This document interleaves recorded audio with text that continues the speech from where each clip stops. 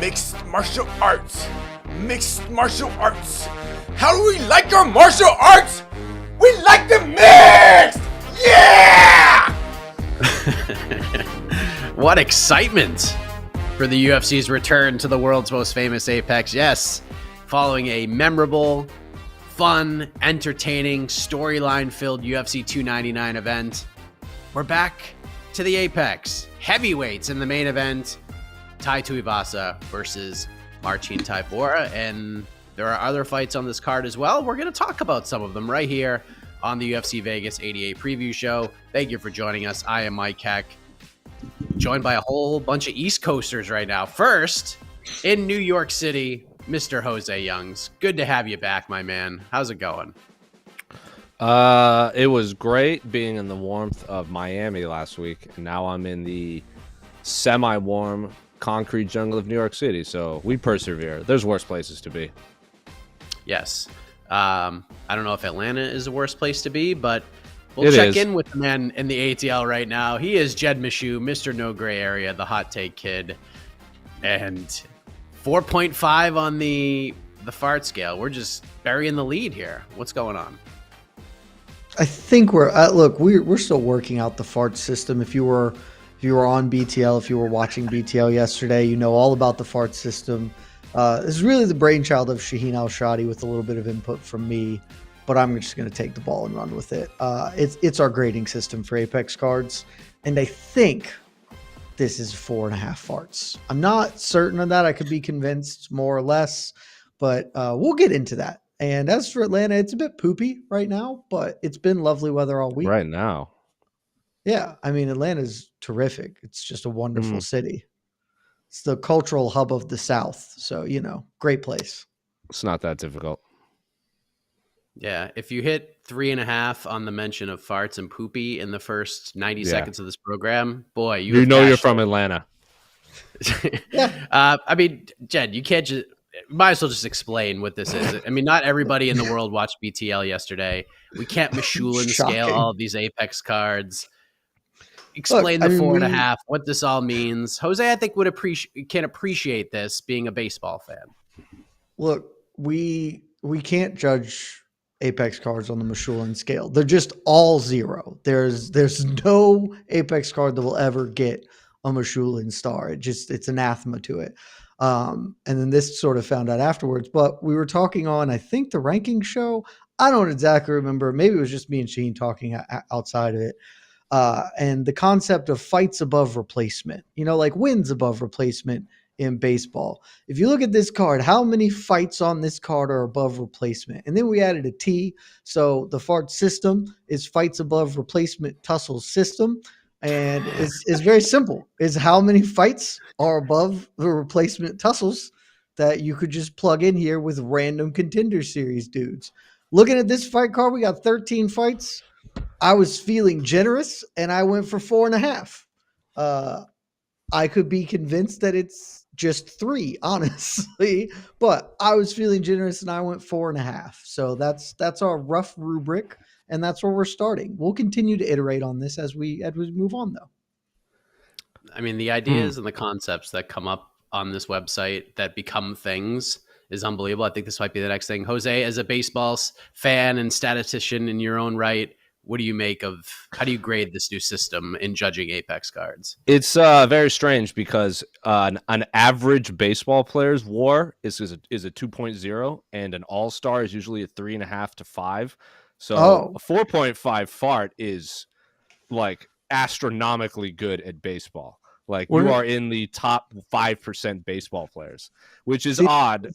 So on a scale like because WAR is an actual mathematical. Like I know people in our industry like to use this really stupid word called algorithm, which just doesn't exist on the internet. An algorithm is an actual mathematical formula, and the baseball WAR, if I remember correctly, is batting runs, base running runs, fielding runs, placement runs, and then there's like a whole other things, and then you add it together and you come out with this. It's a very complicated formula. So if you get a 2, you're probably going to have a 10-year baseball career. If you are a 5, you are a perennial all-star. Like, I don't know Mike Trout's WAR, but it's got to be way up there. So a 4.5 fart, I don't know what the formula is, but if it's anything like a WAR, you might have to readjust your quote-unquote algorithm, your fart algorithm, because that is, you're basically saying like, oh, this is Mookie Betts. This is the Mookie Betts of Apex cards. See, this is why we needed you in the meetings, Jose, because I don't follow baseball that much. I am surprised that, because to me the wins above replacement feels like that should just be self-explanatory. Like, oh yeah, he's worth 12 wins above random dude. I wouldn't think that 2 is good, but I guess I'm dumb. That's okay. Out of 162 games, you got to remember there's like a bigger spread. Like basketball does the plus minus system, which is also like you got to work out of, because like Marcus Smart one time went 0 for 7, but his plus minus was an 8 because of how much like his defense played a difference. So you gotta tinker with your quote unquote algorithm to figure out this fart system. I'm not sure. I think it still works, because like if you condensed baseball down into 23 fights or whatever, like 23 games instead of 160, then you probably those numbers would be, up, right? Like a good WAR would not be 2; it would be more, I would think. But we'll see. We'll keep iterating. Like you don't really take into account like the big 3, like average home runs. It's more like what you generate. Like you could get a fielder's choice, but if you get that guy to third and then the next batter hits him in, you played a factor in that. So even though you are 0 for 1, that positively affects your WAR. It's a whole nonsensical thing about baseball. But as you can tell, we didn't spend all that much time breaking down the math on this one. Sure. Well, look, the good news is UFC Vegas 88 is about to sign a 10-year, $900 million contract with the number that it's getting. So we're putting it over. We're putting it over big. Yeah, I mean, in today's is it going day to the Dodgers? Probably. See, the last thing on WAR I know, because like Mike Trout had a higher WAR the year Miguel Cabrera won the Triple Crown. So like that's how odd the WAR system is for baseball. Because he played a harder position too, and that also plays into like outfielding adjustments. It's a whole thing. I could do a whole episode on WAR. Yes, UFC Vegas 88 will be a whole thing as well. We have Tai Tuivasa versus Marcin Tybura. I will say this about this card, and we touched on this briefly on BTL yesterday, and I want to get your take on this, Jose.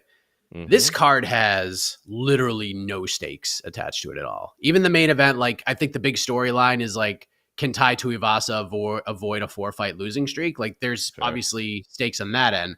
But if you look up and down the card, even the women's bantamweight fights that feature ranked fighters, sure, it moves them up the rankings. They get the second half of their paycheck, and that's obviously important.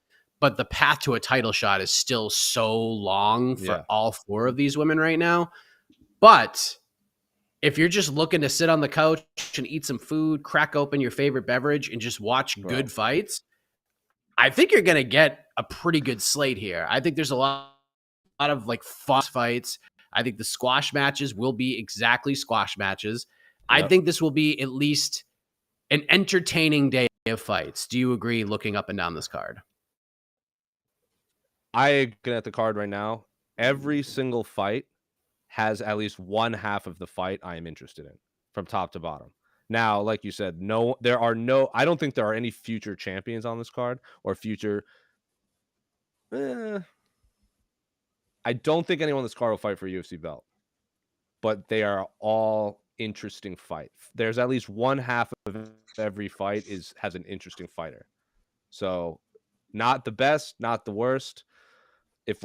I don't know what this fart system is, so apparently it's a 4.5. That might be slightly above average, but like it's not the worst Apex card. We have certainly sat through worse. Yes, maybe like this preview show. I mean, we're just getting all into it, but let's talk about the main event. We got Tai Tuivasa versus Marcin Tybura. And look, you look at this fight on paper, and it's going to go one of two ways. Either Tai Tuivasa is going to wreck shop in about 5 minutes or less, or Marcin Tybura is just going to take Tai Tuivasa down and kind of lay on him for a while. That seems to be sort of the consensus of how this plays out. Is that the way you're looking at this fight too? If you're from a betting perspective, like how do you look at this fight? Like what are the angles you look at? What are sort of the things you put in your mind before you click the button on placing a potential wager for this main event?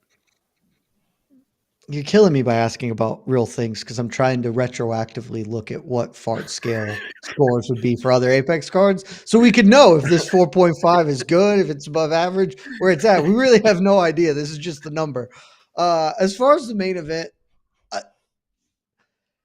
we were talking about no bets barred this week. Next week's main event is better. The rest of this card is better than next week's card, but next week's main event is obviously better. It has Rose Namajunas in it.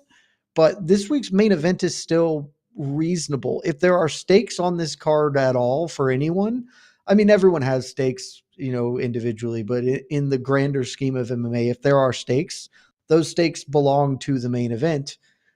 Yes, because it's the main event, but mostly because Tai Tuivasa was on the brink of a title shot not long ago.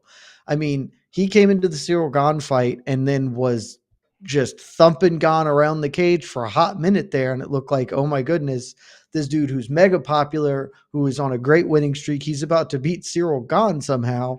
And obviously that didn't end up happening, but he was a few good punches away from basically getting a title fight. And since then, the train has fallen off the tracks for Tuivasa. To his credit, he went on the MMA Hour this week, talked to Ariel, and basically said what I think is a fair statement of, it's not like I'm losing to bums, Sergey Pavlovich, Alexander Volkov, Cyril Gane, these are some of the best dudes in the weight class. If I was losing to bums, I would also be concerned, but I'm just falling short against the best guys out there. I don't think Marcin Tybura is in that realm. If he loses to Marcin Tybura, who's still a quality, competent heavyweight, you can maybe sell yourself on it, but I do think that this would be the loss that would be like, all right, Tai is just not – Tai has fallen off. Maybe he was just a flash in the pan, however it happened. But there are real stakes to his career because, I mean, shit, I said it last week ahead of Petr Yan fighting Song Yadong. You don't lose 4 in a row and come back in this sport. It almost never happens. There's one fighter who I can ever think of who's done it, and it's Andre Arlovsky. And so maybe Tai could do it because heavyweight is a little more forgiving in that respect. But anytime you lose 4 in a row, everything about the game just seems so off to you. So this is really critical for him to win here. And for Tybura, the stakes aren't large. He'll move up one spot in the rankings or he'll hold his own. Like nothing much changes. But for Tai, there is something significant here. And so I think he's going to come out. He's going to look the best we've seen him in some time. And he's not going to let Marcin do like you were talking about and kind of try and make this ugly, drag it into deeper water and muck things up. Yeah, I mean, I definitely understand that take on things. Like the Cyril Gane fight, it was a delight. Like Cyril landed way more punches, but Tai was game as hell, landed a big shot. Tai almost killed him. He almost did. And then the Sergey Pavlovich fight, he at least landed a couple of shots before Pavlovich just Pavloviched all over him. Jose, the death of 1,000 lunchboxes, but these are big ass lunchboxes. It's like and then 4 the Volkov lunchboxes. Fight, the Volkov fight was tough, man. Like maybe it's just like because Volkov is so huge and he's so tall and like the wingspans between the two were just impossible for Tuivasa to overcome. But I think if there's one of the 3 fights that were probably the most concerning, it's probably the Volkov fight. But Jose, how do you sort of view this 3-fight run for Tai Tuivasa? Because the fans freaking love him anyways, and they're still going to be on his side, and they're still going to want to root for him and still want to watch him fight. But 4-fight losing streak is tough to come back from. Yeah, and how dare Jed forget Jessica Ai losing 4 in a row and then fighting her way to getting head kicks by Valentina Shevchenko in Chicago. I totally did forget that. So full credit, Jose.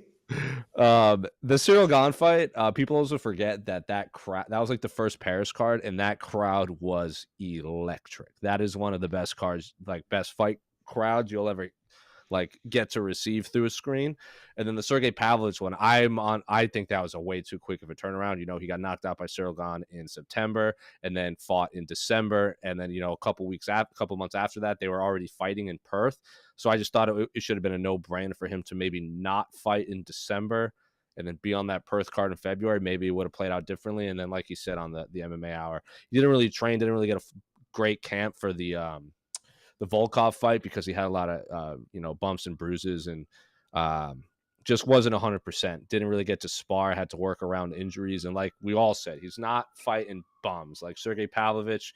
If it wasn't for like the John Jones Stipe thing, he could have fought for an undisputed title. Cyril Gane, you know, was an interim champion, and then Alexander Volkov should have gotten his title shot at some point. He's weighed in at backups, but he's also stumbled at the finish line.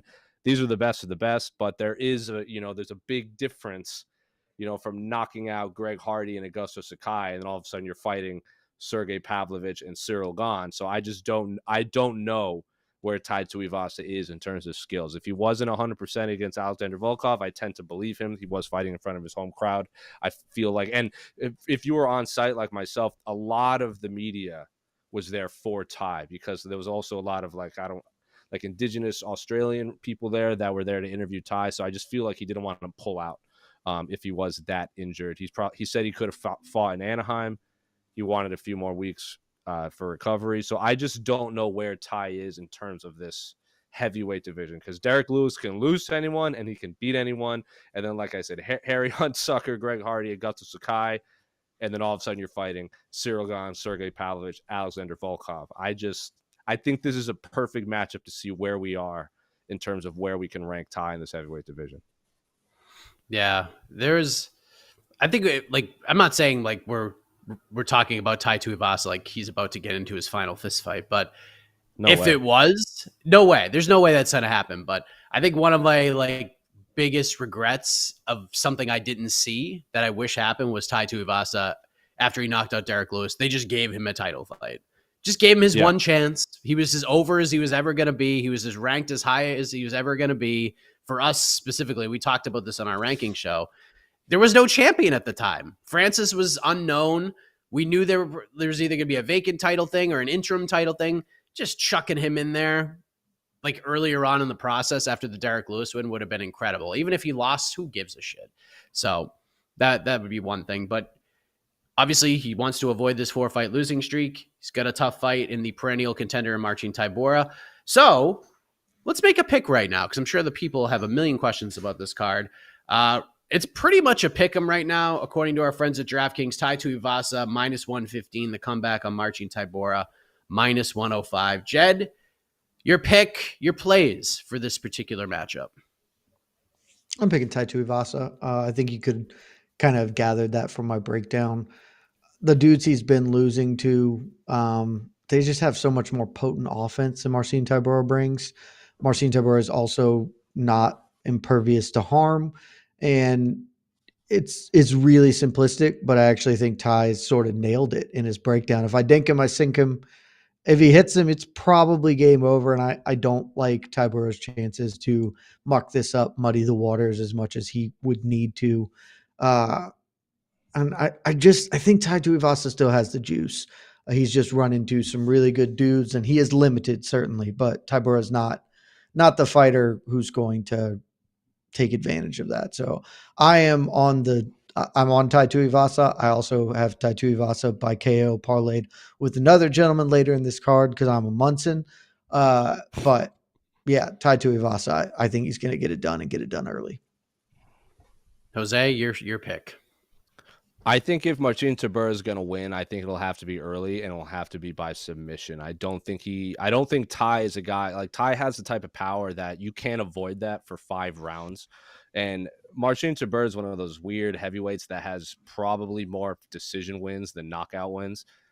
Doesn't really like, and the guys he's eking out decision wins over are like Blagoy Ivanov, probably has a lot of decision wins. Like Alexander Romanov, that fight should have been a draw. I'll die on that hill. I think we'll all die on that hill. But again, he's not knocking out elite heavyweights, or he's not finishing guys with elite, like he TKO'd Greg Hardy it's Greg Hardy. And then he fought Ben Rothwell and Augustus. I think he lost to Augustus Guy by knockout. So I don't think Marcin Tybura is by any means the deadliest heavyweight in the world, but he can make fights very ugly and very boring. I don't think Tai Tuivasa is a guy that will let that happen. I don't think it'll be a boring fight.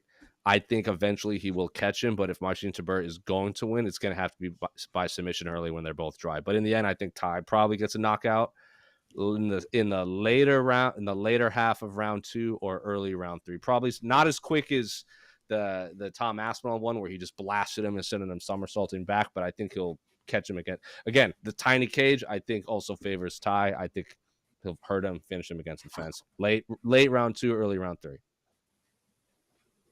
Yeah, I kind of like Tuivasa round 2.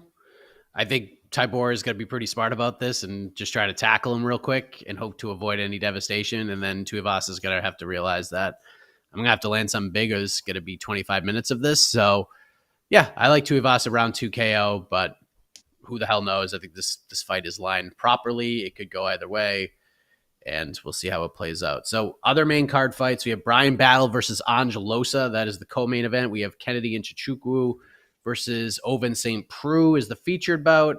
Christian Rodriguez versus Isaac Dulgarian. Rodriguez moving up to 145. We have Pannie Kianzad versus Macy Chiasson.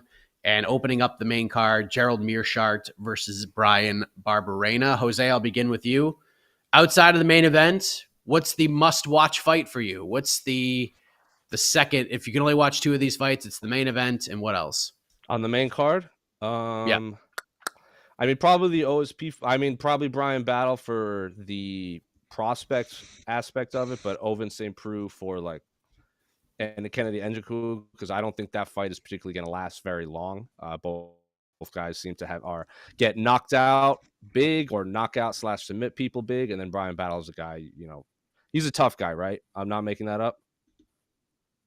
Yeah, I'm fairly certain that's correct.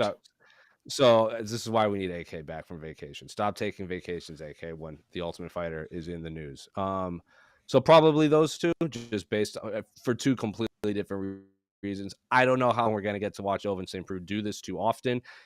I'm not saying Ovince Saint Preux is a Hall of Famer, but he's been in some very memorable moments in UFC history.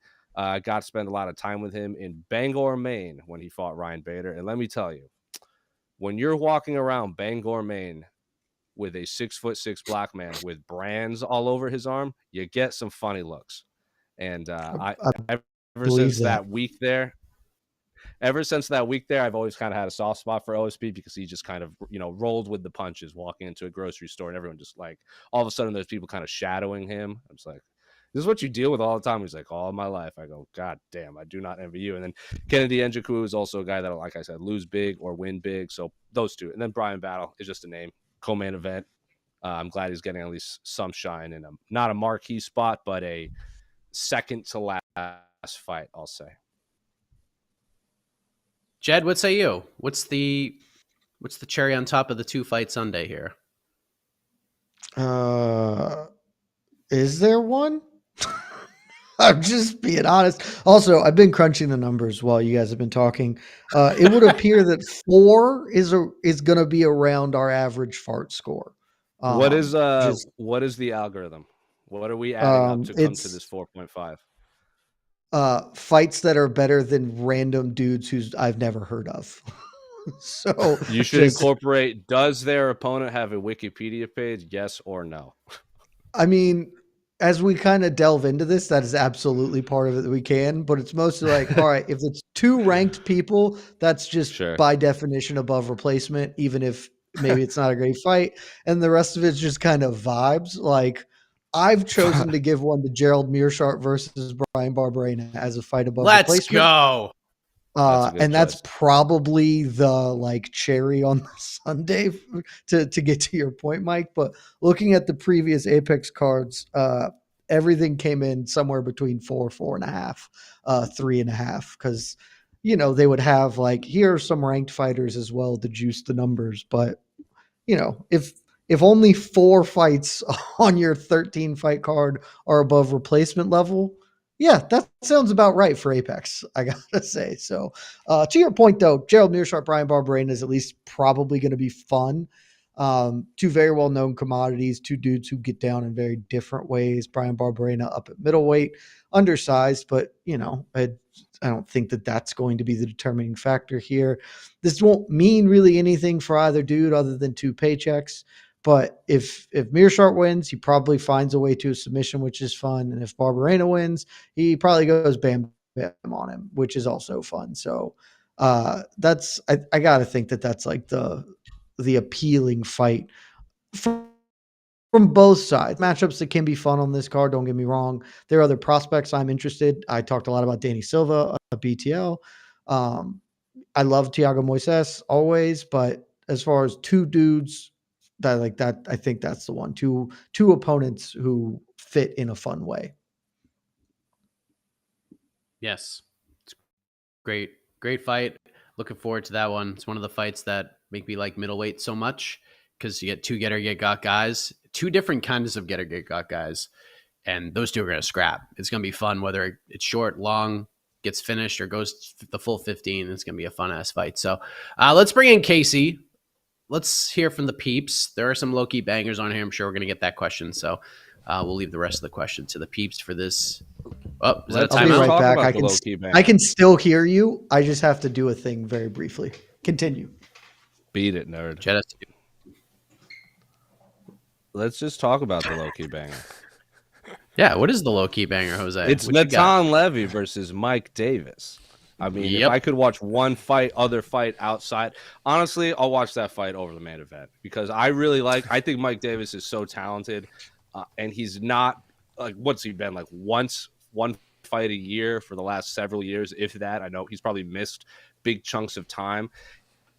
He's a guy that looks good getting off the bus, well-spoken guy. Anytime you interview him, he's probably he's cried in a few interviews, going over what's been going on in his life.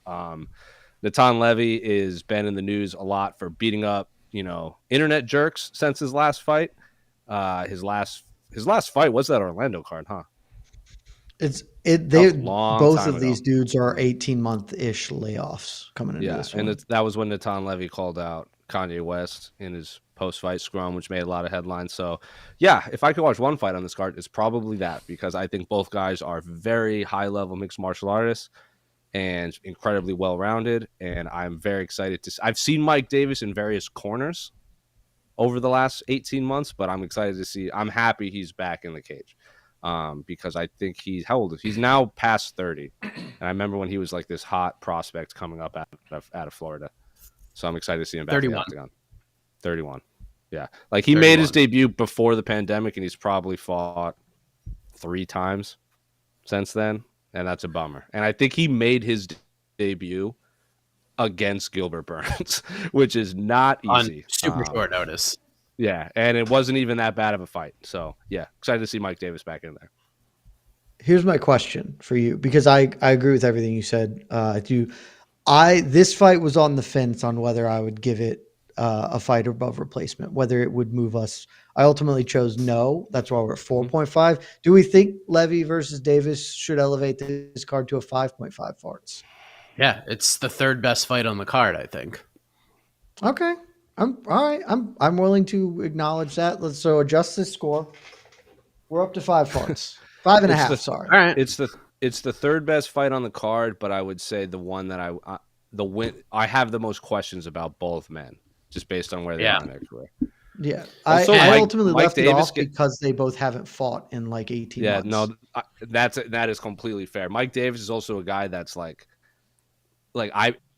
if I remember correctly, Mark Zuckerberg had 2 people in the Meta headquarters. It was Max Holloway and Mike Davis. So for whatever reason, Mike Davis got that shine too.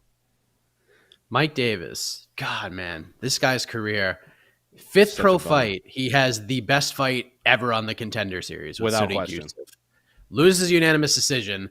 If he had taken that fight with Sodiq Yusuff and had that fight in any other season, he would have gotten a contract straight up, even with the loss.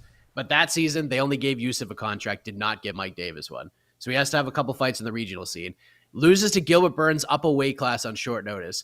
Comes back a few months later and beats the absolute soul out of Thomas Gifford in one of the most lopsided and like, yeah, that was not fun to watch. Please stop this fight type of performances that Thomas Gifford made it to like the final 15 seconds before getting brutally knocked out.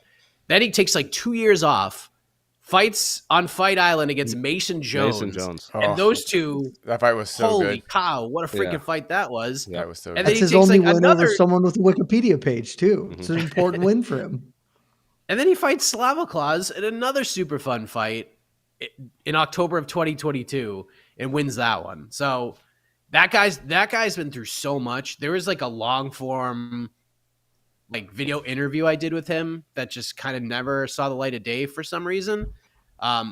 Just kind of ironing out everything he's gone through from like all the different injuries, different stuff. Got hit by a car while he was riding his bike. That like kept him out of action for a while. This guy has been through so much. So I'm excited to see him back. And this fight in particular, I think it's going to be an absolute banger. And it's a lightweight fight, so it's going to be good. And I know we're talking a lot about Mike Davis right now for whatever reason, but like I know the fights that he was supposed to have, like he was supposed to fight Jai Herbert before he got hurt, and then some featherweight jumped up in weight named Ilia Topuria and then just melted Jai Herbert. And then he was supposed to fight Udos Medic, who is a bad dude too, and then he got hurt again. So just a bummer. It's just a bummer all around. No wait, dude, he was gonna fight Giga. He was gonna fight Giga. Oh, that's right. Dude, he was gonna drop down and fight Giga. What a bang! What a gamer. I'm glad. Golly, what a fight that would have been. Yeah. The fight I'm looking forward to is José Nunes. I love José Nunes. That's all I'm looking forward to that fight. 100%. I think it's that is one of the above replacement fights. Casey. Oh, it is. Okay. Yeah. That's one of the fights I have circled on. Like every card on the prelim has at least one half interesting, and she makes that fight interesting. Okay. Yeah. I was like, we need to just and you mentioned her name. Make sure we watch that fight. She's great. She's great. All right. Let's go to the peeps. Throw your questions in. With Super chatters. A 5.5, guys. This is actually a good Apex card. I said that at the beginning. What we've learned. The fart score is justified. Is what I'm gathering from this. Yeah, this is going to be a fun sit down and watch card. There's going to be like very little to talk about after, but we will enjoy watching. It's just the stakes, and there's no real main event in a sense. It's just kind of fights. There's a main event. There's not a co-main event. This is for sure a penultimate fight to steal AK's. Fair enough. All right. Also, I don't know why that's the co-main. Like, there are multiple fights with ranked women fighters on this card, and they can't co-main over Bryan battle Ange Loosa. Thank you, Lazy Bed. If Ty loses, is BKFC the perfect fit? Farts for life. I mean, is he fighting for his job, Jed? This is a perfect comment, no notes. I don't think that if he loses, he would get cut, but if he loses, I would be a lot more interested in being like, let's just have Ty go to BKFC. That seems quite fun. MMA is not going to work out from long term. Let's just shortcut this and have him knuckle up with Ben Rothwell. That seems delightful, like why wouldn't we choose to do that? And then obviously farts for life, Yeah, farts for life, more importantly. All right. Yes. I don't mind it. All right. It's just another one from Lazy Bed real quick. Just going with the theme. Of obsolete timing. Good try. Don't love it. Good try. It's a solid effort. Yeah. The word toot is infinitely funnier than fart, though. Yeah, toot. It is Jed a much funnier word. Jed just knows what the people want. Boy, you have turned my the public, Jed. We legitimately, Shaheen and I were talking about fights above replacement. And I was like, if we're going to do this, we've got to find a T word for fight to put at the end of it, because far is weird and like it doesn't work the same way as war does, but farts is funny. So, because I'm a child and so are all our people, our children. It's great. Yeah. Yes. All right. It makes sense that Sean is also from Georgia and Jed lives in Georgia. So, simple things make them laugh. It's a state of innovators. You're correct. There you go. There you go. We're disrupting the MMA statistics game. Smart There's case another won't word. want none There's of us. I'm going to put the word disrupt next to the word algorithm for things that need to be abolished from the MMA lexicon. I agree that disrupting is the worst word in the human language. It's up there. Question from Joseph Boza. He needs to redeem that himself true? for yesterday. Is that true? Yeah. That How is crazy that Bryan Battles fought his entire UFC career at the Apex. He will break the record for most Apex fights this week with 7. Wow, I didn't know he was going to break the record. because UFC on AB. This is it. No, he this hasn't is an fought his interest- entire career in the Apex. Gabe Green was in North Carolina. Yes, correct. Okay. Okay. That's a tag. But I was going to say we had this conversation. I can't remember with who somewhere in Miami over who should headline UFC Apex 100. And I said it should be Sean Strickland, Brendan Allen, part 2, because those are just the Apex people. And I said Bryan Battle should probably be in the co-main because he's fought a whole lot in there. And he keeps winning. So if he keeps winning, why not? Anyway. Look, you're taking everything Jairzinho Rosenstruck worked for, you know? I forgot. I did not realize Bryan Battle has fought. This will be his 6th time in the Apex, which is a lot of times in the Apex. we need to come up with a perfect UFC Apex 100 card. I think It's actually technically it's his 8th fight in the Apex because of his Ultimate Fighter fights. Oh, I didn't consider it tough, but I guess that makes sense. Yeah. How dare you? is Tybura versus Biggie Boy. Is that the heavyweight Apexy fight of the ever? Yes. Okay. I mean, I assume has Tybura fought in the Apex a bunch? I feel like Tybura, even when he gets on doesn't, it feels like he pay-per-views. does. I don't know. He gets a lot of crowds. He gets a lot of crowds. Yeah, Tybura was on a couple of those Abu Dhabi cards. He fought in London. He fights abroad. 67, 251. Yeah, This is his 4th Apex venture, I think, as far as I can. Or maybe it's his 5th though. Feels like more. I guess because Greg he's always Hardy, kind of Walt Harris. he's always the B side. I feel like of the matchups. Rodwell This is is his the Apex too. This is 4th. This is his 3rd main event. It's true. Heavyweights. His first main event was in a 5-round fight against Fabricio Verdum in London, like so long ago. That seems so weird. Yeah, Just 25 weird minutes. It went the full bore. No, was that in London or Australia? I don't remember. It was somewhere down. I just remember neither man being from that city and be like, "This is." And like Australia. no real rivalry. Just all right. Yeah. Sergey Spivak has to be the heavyweight contest Apex dude. He's got 6 in the Apex. How many main events does he have? Not that many 2? because he's 2, but one of those was Paris against Cyril Gane, so it wasn't the Apex. A 1. Derek Lewis was at the Apex. Yeah, he's got the Derek Lewis was in the Apex. Yeah. At 4 a.m. Eastern time. All right. Just going down. Augusto Sakai is exclusively fighting in the Apex lately. That's fun. Lately, Okay. he hasn't fought because he's not even in the UFC. He fought last year. He's a guy that won, and then they just chose not to resign him. Sign him. Like he won his last UFC fight. But you can bring him back for an event like Apex 100. Him versus Sergey Spivak, the rematch in the Apex. Yeah, he had his stretch of 4 losses in a row were against very good fighters as well. It's true. Oh, isn't Barbarina on a 4-fight losing streak too? I think it's 3. Oh no, it'll be 4 if he loses. Yeah. Sure. Okay. Correct. His last win, I think, was against Lawler, right? That is accurate. Yep. So if he loses, his title aspirations are gone. That's true. Yes. Well, If he wins, his title aspirations are also gone. Hey, Casey. hey.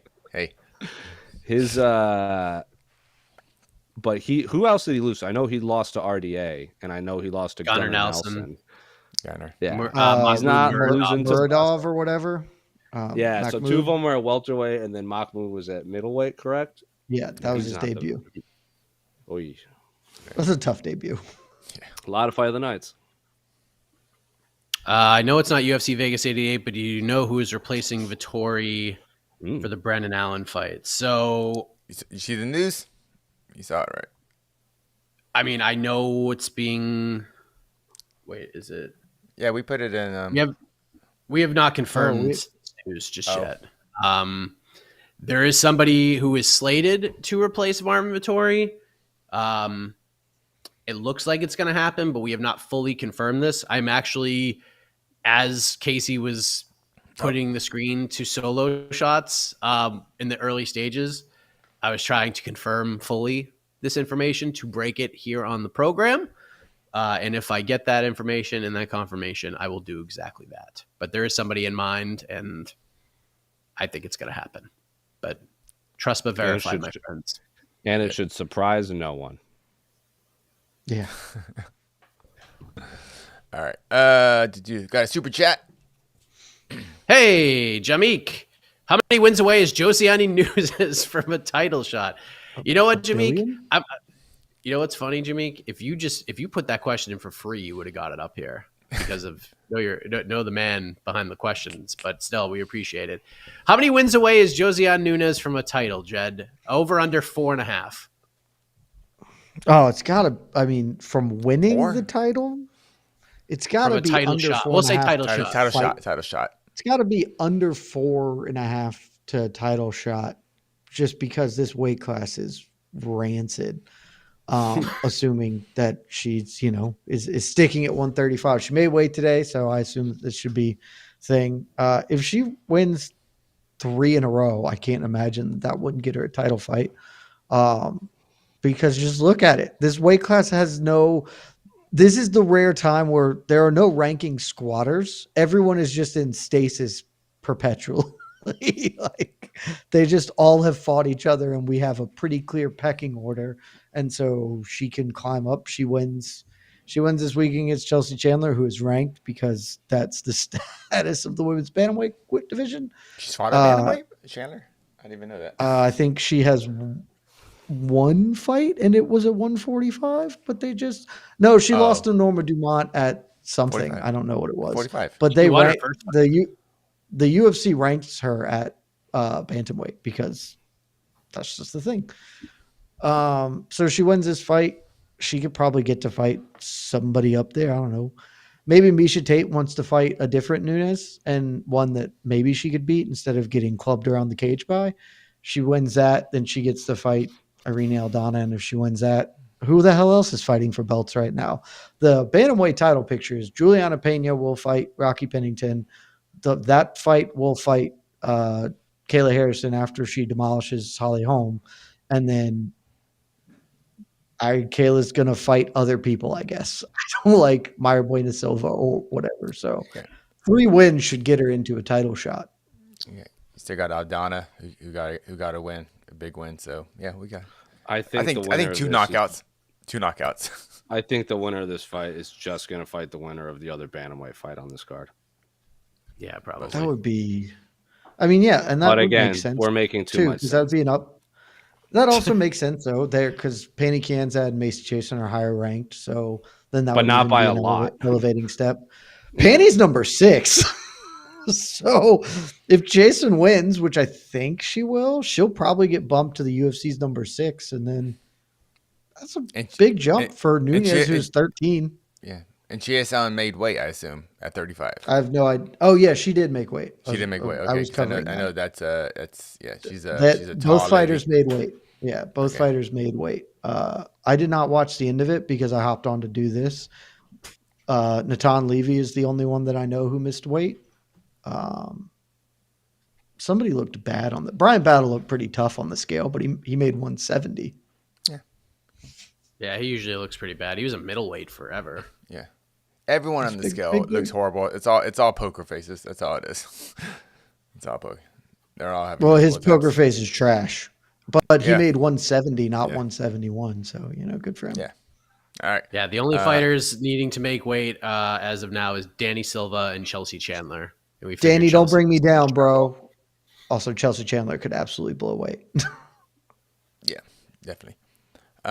Super chat, $5 super chat coming in. Let's go.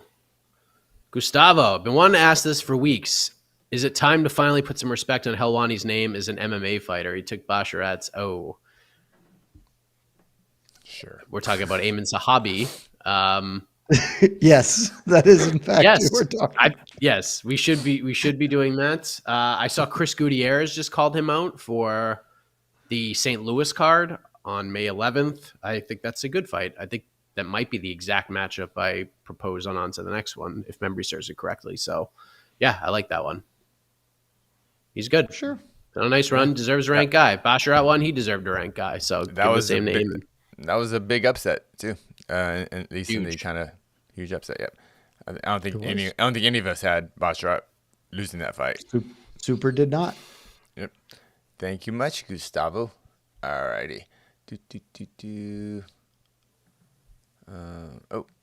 For Jed.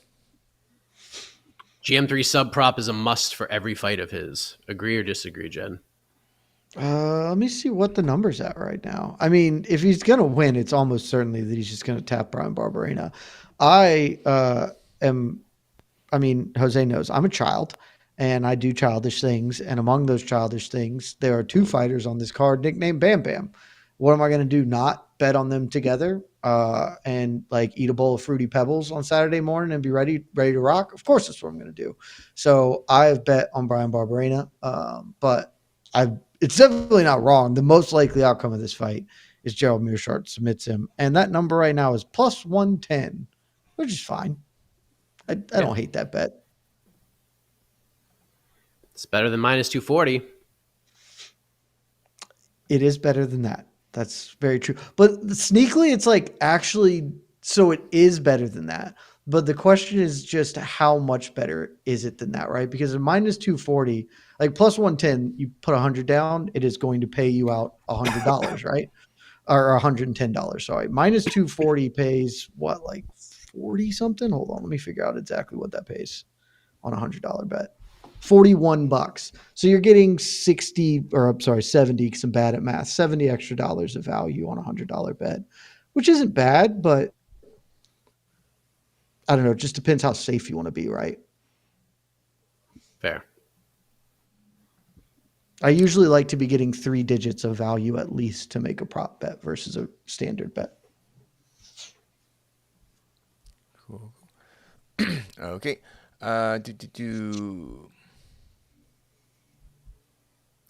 Where does one email fan submissions for these programs? Is that even a thing? Don't email us. No. You can email us. I don't know if you're talking about on to the next one. I'm just curious what you want to email. Super chat in Lazy Bed. Tell us what you're trying to email us. Because if you could just comment it, I just am not sure what you would need an email for. Maybe the comment, other than spam. Or maybe he needs an attachment, a PowerPoint presentation included in his comment. Yeah, I'm super sus about looking at PDFs from our viewers. No offense to any of you. I love you all. But I'm very suspect. I am not clicking on any links that you are emailing me. Yeah. Sorry. We don't take email submissions. Lazy Bed. We just, I don't know. Send a telegram or something. I mean, make an argument. Explain to me what you need the email for, and we could talk. But for now, we're going to not do that. All right. This one's for me. Hey, Casey, would you rather see Gaethje Poirier 3 or Islam versus Poirier? Islam versus Poirier. Yeah. Pretty easy. But of course, yeah. But yeah, I'll see Gaethje. I'll see Gaethje versus Poirier 3, 4, 5, 6, 7, 8, 9, 10. So I'll see all those two. As long as they can, they survive. And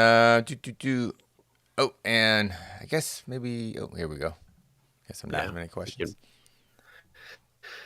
Can you please rate my parlay? Jed, this is for you. And Jose, if you want to chime in, please. Moises, Davis, Meerschaert, and Kennedy and Chichuku by KO TKO. Okay, let me take a look at this on the odds. So Meerschaert, Davis, Moises, and Kenny Nunchucks by TKO. Is that right? By KO TKO. Yeah. Kenny Nunchucks way TKO. That's paying out. That's a 4-legger paying out at plus 209. First, I would say 4-leg parlays. I mean, I make them all the time. They just never win. Ask the parlay boys how 4-leg parlays go. It's just, you're just not going to get them. It's super hard. Like I said, I'm betting against Mearshart, so obviously I'm not like a huge fan of that leg. It would not be at all surprised if this did hit. I am super sus on Kennedy and Nzechukwu getting this price. Yes, Ovince Saint Preux is super old and fairly washed, but like Kenny Nunchucks is not a guy you should feel super confident putting your money behind. If he wins, it probably is by knockout, but I've been burned believing in him for some time, so I would be skeptical. But good luck. Except for on the Gerald Mearshart part of it, because it would be better for me if he does not win. Wow. It's the old Godfather line. I wish you the best in your endeavors such that they don't conflict with my own. That one directly conflicts with mine. So yes.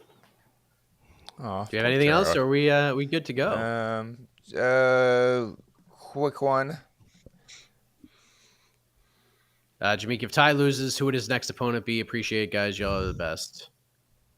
It should be Ben Rothwell and BKFC. It won't be Ben or BKFC. Give him freaking Robellis to Spain. Like, just give him that fight. Oh, hell yeah. Except for Robellis. I mean, I have no idea what that fight looks like, honestly. No one knows a single thing about Robellis. I know. That's why they should just do it. I forget the gentleman's name, but if Ty loses, would it be crazy to have him face the 8-foot tall Cuban dude? That's what we just said. I just said that. Oh, that's his name. I don't even know his name.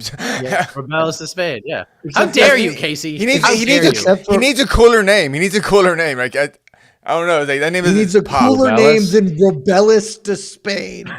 Okay. That's like instantly one of the 5 coolest names in freaking UFC. All right. Well, he's new to me. Also, we can't do that anyway, Mike. So we all thought the same thing. Then we all thought the same thing. No, we're not. No one likes your idea. Chris Barnett. It's Robellis versus Barnett. The 6'8" dude versus Huggy Bear. It's the best fight.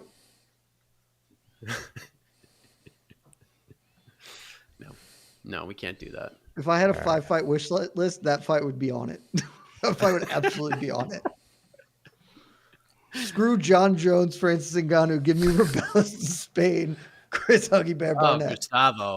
Gustavo wants Gazi versus Tuivasa if Ty loses. No, I don't want to see that.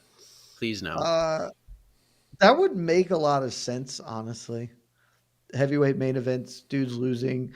The way Gaziv lost is just like, oh, Ty could absolutely just hit him and break him. There's a real chance that actually is what they would do, even if I would sort of say Robellis is a better fight. After Robellis fights Chris. After Robellis fights Chris Barnett. Yeah. Okay, I stand corrected on the Robellis name. I stand corrected. It does. If you say it right with an accent, legitimately the coolest name. Well, the way you say it didn't sound cool, but I can see other people saying it can sound scary. Wow. Yeah, that Georgia fart accent. I don't know. It doesn't working for me, but. Oh, Chelsea Chandler missed weight. Yes, I'm trying to confirm the number. But yes, she missed weight. Give me a second. Okay. No. 137. It's better than I thought it was going to be, honestly. Just and I don't mean pound that over. to sound like just a pound. butthead, but she's not a bantamweight. Like, she's always been a featherweight. So 135 is a big drop for her. Yeah. So not terrible. 1 pound off. That's fine. That's, she'll get there. Oh,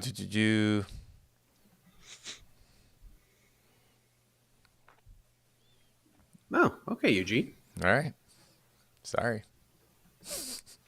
And maybe shouting out Eugene, Oregon. Oh yeah. Doot. And last super chat, $10 super chat, and what a nice statement. What a nice statement. Deep State. Have a great day. Thanks for the show. Outstanding. There you go. So Sean O'Malley just tweeted, I want Merab. 2025 will be legendary. Big That's if true. incredible. That's incredible. It's a great tweet. God, I'm just gonna hate this kid so much. It's gonna be great. He's prize fighting his ass off, and I respect it. Doing it. 2025. Come on, guys. It's or maybe he's just saying, I'm gonna fight Merab, I'm gonna beat him, and lead into my 2025, which will in turn become legendary. Maybe I'm terribly wrong myself. I hope that's correct. The music. I have learned in this sport that you should take the negative view of everything. You'll be disappointed far less. That's a very true statement. Well, we are done. Thank you all very much. We'll be back 3:30 p.m. Eastern tomorrow. People's pre-fight show. It'll be myself and the return of the Prince of Positivity. How about that? A.K. Lee returns to the People's Pre-Fight Show. They'll have a post-fight show on also fun. So thank you very much for watching. Oh, Danny Silva just missed weight too. 148.5. Come on, Danny. Man, what a way to end it. 3 weight misses in a partridge and a pear tree. Good night, everybody. We'll see you tomorrow. What are you doing, Dan? Love y'all. It's a cool name. I take it back. It's a cool name. I like it.